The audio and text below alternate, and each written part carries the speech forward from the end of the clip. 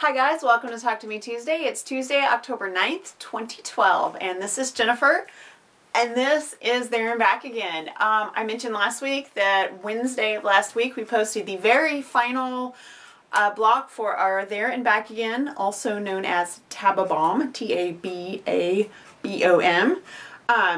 block of the month. So TABABOM stands for There and Back Again block of the month. Anyway, this was the last month on Fandom and Stitches for this block of the month.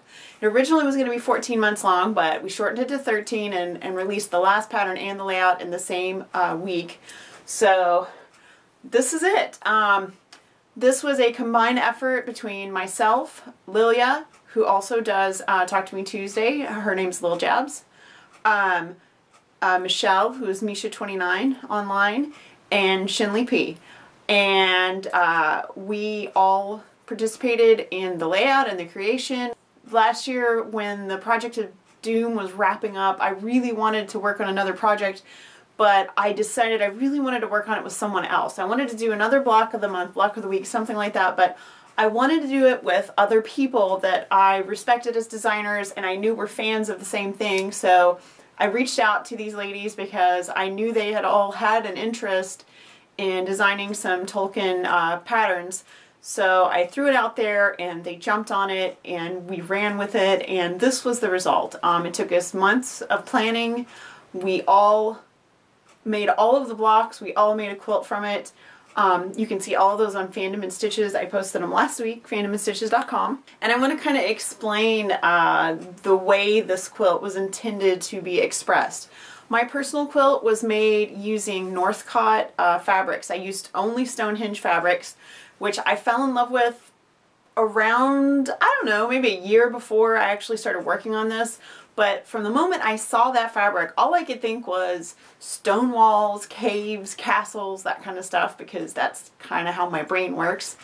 And when we started talking Hobbit, I started thinking dwarves and caves and maybe carvings on walls and caves. So I used the Stonehenge to sort of represent that stone feeling of a carved cave wall. The layout was one of multiple layouts that we discussed, and this particular layout was my idea, and the reason that I liked it best, I don't want to speak for the other ladies, but the reason I liked it best was the subtitle of The Hobbit, for anyone who knows anything about Tolkien, is There and Back Again. So the idea behind There and Back Again is Bilbo's journey starts with Gandalf and it ends with Gandalf.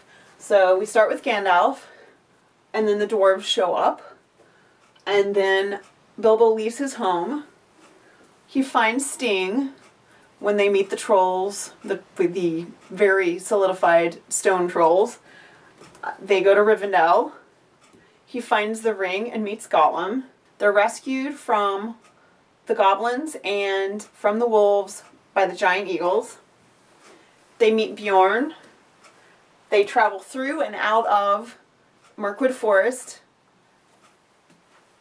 Bilbo meets Smaug and finds Smaug's weak point. Thorin gives Bilbo the mithril. The Arkenstone is pivotal in ending the Battle of Five Armies. And it all comes back to Gandalf. Gandalf travels back home with Bilbo, and his journey is over. Now, the center block is the largest, and it's actually based on the map drawing of the Lonely Mountain from Thror's map. So the reason it's in the center is this is the destination of the journey. The whole point of the journey is to get to the mountain to find a way to reclaim the dwarves' birthright. And so all of these things happen centered around the mountain, and that was why the mountain was in the center, and it's surrounded by the story. So I hope you guys enjoyed it. If you participated in There Back Again, I hope you had a lot of fun with it. I know there were a couple of people who are actually reading The Hobbit along with doing the block of the month, so they read it over the course of the year, which The Hobbit is not a very long book, and it's an adventure story. So if you've ever tried to read The Lord of the Rings and you got stuck and you felt like it was too overwhelming, which I've heard again and again from different people that they just had a lot of trouble reading The Lord of the Rings, go and read The Hobbit. The Hobbit is an adventure story.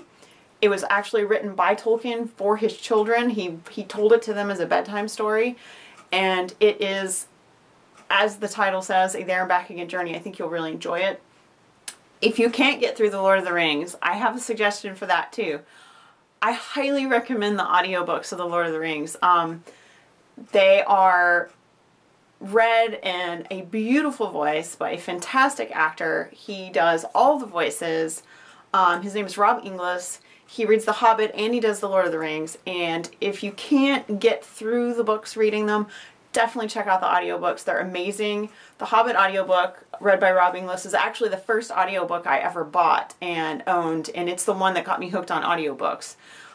Totally recommend it, and it's a great way to get to enjoy a story that maybe the book is just, I mean, Tolkien is very verbose and very flowery with his words, and you get a lot of description, and a lot of people want action, action, action, and his books are not written that way. So I really recommend, especially The Lord of the Rings, I really recommend the audiobook because you get the story and you get the epicness of it, but you don't have to drown in the words. I personally would drown in those words every single day. I reread The Lord of the Rings about once a year, The Hobbit a couple times a year, just because those are my comfort books. Lord of the Rings and Harry Potter are things I read over and over and over again because those are the books that I love the most.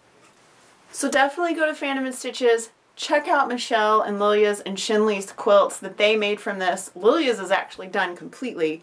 Mine is not quilted yet. I was going to quilt it before There and Back Again posted last week, but I kind of went back to work and just, it didn't happen.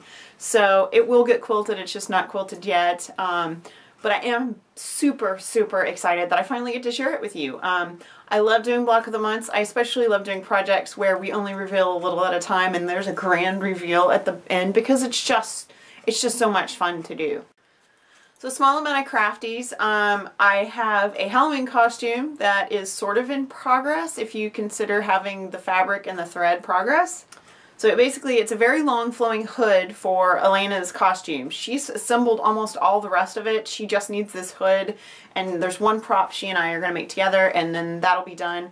Garrett's going to re-wear his costume from July that you guys saw from Anime Overload, the one with the candy corn colored horns and the gray face paint and the black wig, all the purple. So they will actually be going as two characters from the same story. So that'll be fun. They haven't done anything like that since they were really little, and Elena went as Catwoman and Gareth went as Robin. I think Gareth was in kindergarten. I mean, that was how long ago it was. He's a freshman now. Yesterday, my quilt from the spring issue of 100 Blocks, Quiltmakers 100 Blocks, came home. So I was going to show that again really quick. I've shown this on Talk to Me Tuesday before, but it is home. I have this quilt again. It's called 100% Chance of Showers. And if you guys remember, this is May Showers, this little lady right here. She's from the spring issue of 100 Blocks. And so I'm really excited to show you that. And I will have more Quiltmaker news coming up in a couple weeks, so look for that. So I have to show you this totally awesome sweater that Myra gave me. Myra is a local. She's from my area, and we do see each other from time to time. I actually ran into her at work, just like my second day of work. And she was in Amsterdam, she was in Germany visiting her daughter, and she found this sweater and she decided it reminded her of me, so she bought it for me. I got it a couple days ago and I really wanted to share it with you guys. I don't have it on today because it is a sweater and it is cool here, but it's not cold, so I will be wearing this as soon as it's chilly enough. But I have to show it to you. Isn't that amazing? I heart mustaches. My mustache quilt made her think of that, so thank you, Myra. I had an introduction to paper piecing class on Saturday at Honeybee Quilt Store here in Austin, and it was packed. We were elbow to elbow. I had 8 people. It was a super enthusiastic class. Everyone really wanted to learn, and I think everyone really got it. It was a friendly class and a happy class, and I left there just completely energized. I was so happy with just the energy level of the class. So if you were there, a huge thank you. You guys made my day. It was a brilliant class. I had so much fun getting to teach everyone to paper piece, and I know that they went home and they did some more paper piecing because they were just so excited. So I want to thank you guys one more time for coming out, and that is my last intro class for a while. I have an unfinished paper piecing class at Honeybee in November, and then I'm going to take a little break for a while I finish finding my new balance, working 40 hours a week and trying to keep up with Sew Hooked and Phantom and Stitches. I'm trying to find some balance. So I'm gonna probably not teach for just a little bit, and then we'll see what the future holds. I might be able to work some things back in my schedule as time permits. So we'll go from there. So I'm gonna do a super quick Tackett update. So Tackett has, he's had a slip. He's not doing as well as he was. We have gone through another round of antibiotics, and he's actually on cortisone right now because the swelling in his liver got so bad that he could not keep any food down, and he just wasn't eating. And so he was not gaining weight, and he's, you know, a cat that usually is 10 to 12 pounds, and he's barely registering at 6.5. So right now he has finished the second round of antibiotics, and he's on cortisone, which was sort of like our last thing that we decided to do to help make him comfortable. It does seem to be really helping. He has been eating again, and he's not throwing up anymore. But we've decided that we're not going to take any more extreme measures than that. If it gets worse than that, then we will make our decisions based on his quality of life, and we will go from there. But I know a lot of you did some serious shopping for my Etsy store while I was going through the bulk of the financial expense of taking care of Tackett and all of his medical needs. And I wanted you guys to know where we were with that, and that he is still struggling, and we are still taking care of him, and he is still super happy, and he still snuggles and purrs and acts more or less like himself. He does sleep more than he did before, which makes it very conflicting for us, knowing that he's probably reaching close to the end of his life. Anyway, I didn't want to end this on a negative note, but I really wanted you guys to know that, and I want to thank everyone who continues to send their well wishes for him and continues to shop in my Etsy store. That's incredibly helpful. Everybody that keeps buying patterns or buys greeting cards or whatever, it's all very helpful. And I continue to use all of my sales from Etsy for Tackett's medical expenses. So that's going to be it for me.